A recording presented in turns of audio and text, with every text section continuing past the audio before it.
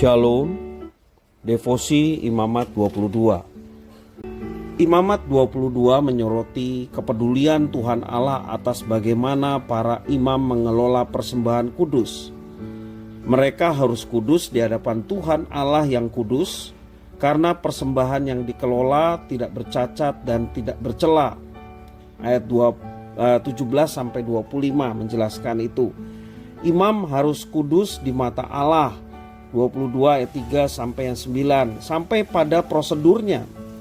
Tuhan Allah menginginkan hal tersebut karena Tuhan Allah menghendaki rekonsiliasi dan persekutuan dengan umatnya. Kepedulian Tuhan Allah atas cara ibadah ditutup melalui peraturan yang amat asing bagi kita. Namun di dalam ayat yang ke-26 sampai 30 tetap ada cara ibadah kurban. Anak domba atau kambing hanya boleh disembelih pada hari ke-8 dan penyembelihan tidak boleh terjadi pada hari yang sama atas induk dan anaknya.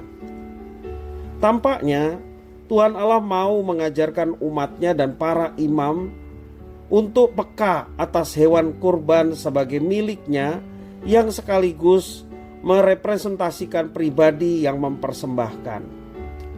Melalui pembacaan firman Tuhan hari ini, Imamat pasal 22, kita diajak untuk memeriksa dan menguji cara penyembahan dan pengelolaan persembahan kita sebagai umat Tuhan, baik dalam bentuk materi, uang, ataupun juga karunia rohani yang dipercayakan kepada setiap kita, hamba-hamba Tuhan, orang percaya.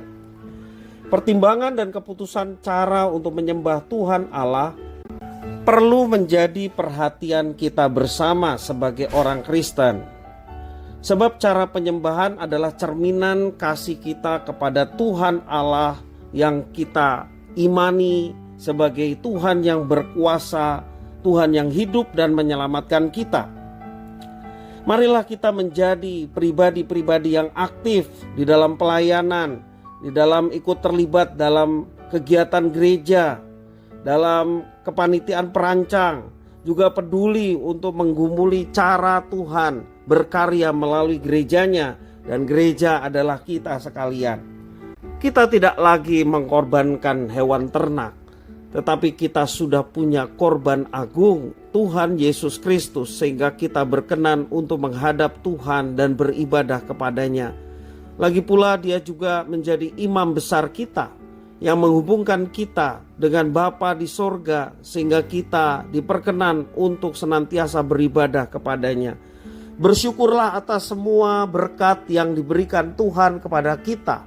Bersyukurlah atas hubungan yang boleh terjalin antara kita, manusia berdosa yang telah percaya dan menjadi umatnya, kepada Tuhan yang berkuasa atas hidup kita.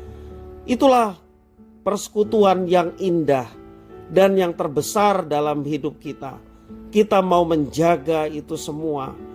Kita setia berbakti kepada Tuhan, melaksanakan apa yang diperintahkan dengan penuh sukacita, bukan sekedar melakukan hukum-hukum agama atau terpaksa, tetapi kita melakukannya karena rasa kasih kita kepada Tuhan yang lebih dulu menyatakan kasih-Nya kepada kita.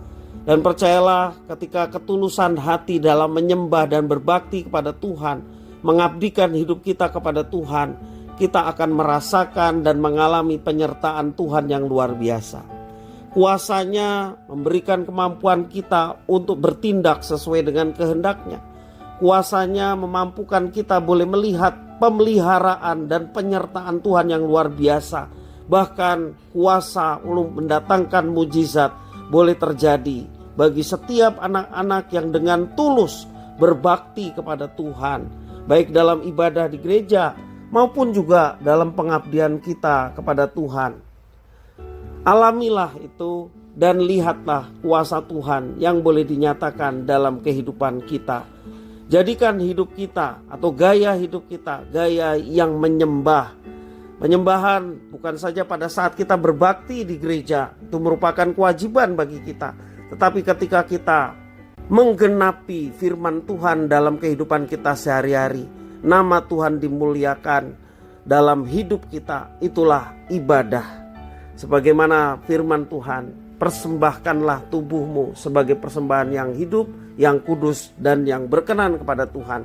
Artinya tubuh kita berikan kepada Tuhan untuk dapat melayani Tuhan, berbakti kepada Tuhan dengan setia. Nama Tuhan dimuliakan, kita boleh mengalami berkat-Nya, dan hidup kita pun boleh menjadi berkat. Tuhan Yesus memberkati.